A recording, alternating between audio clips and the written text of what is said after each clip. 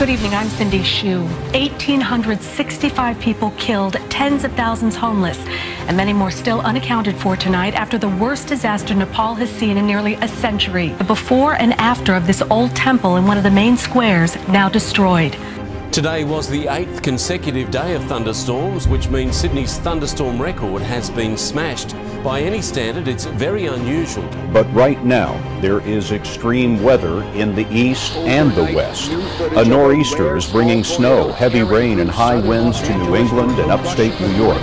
3 inches was enough to flood freeways and turn roads into rivers. Another home was washed away in Washington state. The huge waves continue to eat away at the ground. Wales forecasters say the unusual subtropical City copped between 4,000 and 5,000 lightning strikes as it went through, but without the strong winds to do too much damage.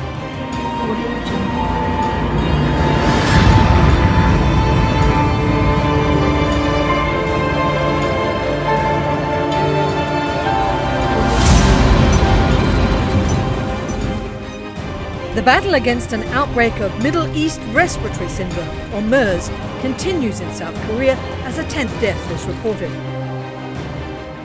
Good morning. The Ebola outbreak in West Africa is spiraling out of control. And this story also coming up this morning, a mysterious illness that is sweeping through the Midwest, a dangerous virus that is sending kids to the hospital by the hundreds in 10 different states. 3 students wounded. The shooter was killed in a showdown with police. Under the gun, a New Jersey family suing its school district saying that the phrase should be removed from the Pledge of Allegiance because it violates this particular family's atheist beliefs. At Cascade High School in Everett says he was suspended 3 times in the month of October for preaching and handing out Bible verses during school hours on school grounds.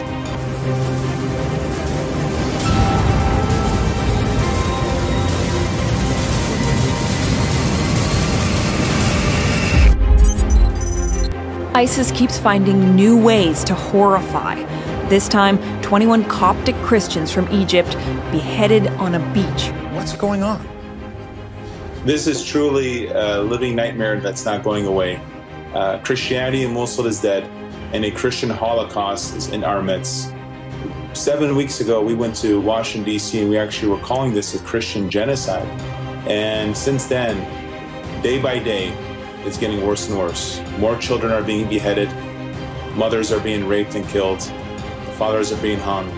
But right now, 300,000 Christians are in Iraq, fleeing, living in neighboring cities, just wanting a chance not just to survive, but to live.